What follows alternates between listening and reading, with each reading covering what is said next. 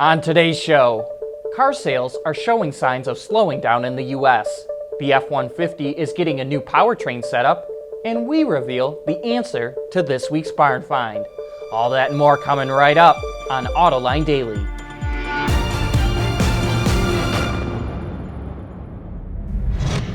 This is Autoline Daily for May 4th of 2016. Well, FCA and Google officially announced their partnership to develop autonomous Chrysler Pacifica minivans yesterday. And here's a few important things to note. First off, they will use the hybrid version of the Pacifica. So not only is Chrysler the first to have a hybrid minivan, but it will be the first to have an autonomous hybrid minivan. I find that to be fairly significant. Secondly, both companies will move part of their engineering teams to a facility in southeastern Michigan to design, test, and manufacture the vehicles. With the first applications of autonomous vehicles likely to be transport vehicles used in geo-fenced areas, a people hauler that can travel 20 to 30 miles on battery power sure makes a lot of sense to me. Ford is offering a new powertrain setup for the 2017 F-150. It's now available with a reworked 3.5-liter V6 EcoBoost engine that's mated to an all-new 10-speed transmission. The updated engine cranks out 450 pound-feet of torque, which is 30 more compared to the first-gen 3.5-liter. And it's the first Ford engine to feature a dual direct and port fuel injection system. Fuel economy ratings were not revealed because it still doesn't have EPA ratings. The 2017 F-150 goes on sale this fall. And in other Ford news, the automaker is stepping up its interior quietness game. Testing for wind noise inside the cabin is normally done in high-tech $50 million wind tunnels. But Ford is now using mobile Aeroacoustic labs to get the job done. These mobile wind tunnels don't require many of the large, expensive instruments, but still can use the high-tech in-cabin noise sensors and a steady stream of high-speed air. The patent-pending system allows the automaker to use it in early production vehicles to identify and develop solutions for unwanted wind noise faster. Ford says the mobile units can be broken down within a day and be shipped by truck to any facility in North America. Once there, it only takes a few hours to assemble. And coming up next, an inside look at the pressure suppliers face from OEMs. Autoline Daily is brought to you by Bridgestone Tires, your journey, our passion. Dow Automotive Systems, breakthrough technologies for lightweight vehicles.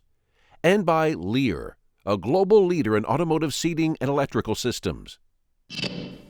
Suppliers face huge pressure from OEMs to not only keep costs down, but to also deliver quality products in a timely fashion.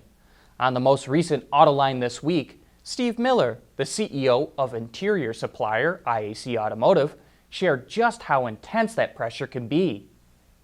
For example, for Volvo in Sweden, they give us 4 hours notice as to the color and all the components that are going to go into a particular instrument panel, and whether it's left-hand drive or right-hand drive and so on.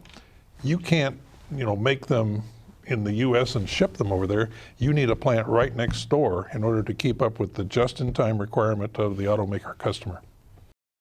You can watch that entire discussion with Steve Miller right now on Autoline.tv, or you can check it out on our YouTube channel.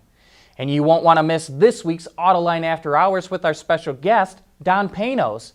His company, Delta Wing Technologies, is coming out with some really innovative products, including an electric motor that is only 7 inches by 7 inches, but is able to crank out 340 horsepower.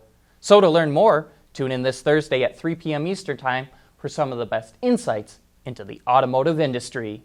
And still to come, despite a strong April, the U.S. car market is showing signs that it's hit its peak. For the people at Dow, racing is a sport and a science.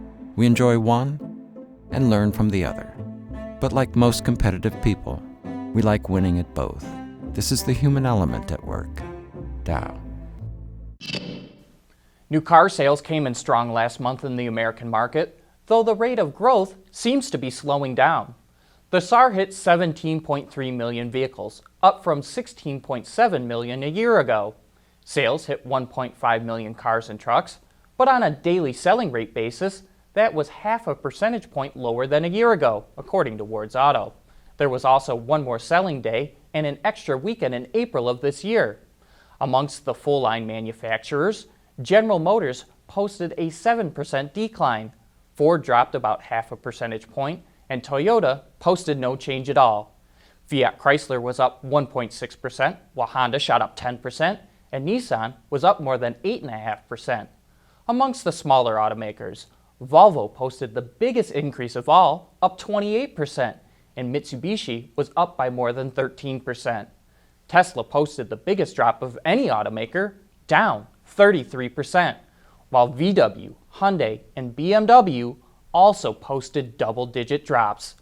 All in all, it was a very strong month, but these numbers show the market is starting to tighten up. Well, it's time to reveal Monday's barn find. You know, some of these we've done have seemed pretty hard to identify, but this was another easy one for you. Many people correctly guessed a 1957 DeSoto. And I've got to say, I absolutely love this picture. I find it to be beautiful, the way the morning light rolls over the frost-covered moss, creating these contrasting shadows. You know, just mwah. And thanks to Peter Legg for sending it in.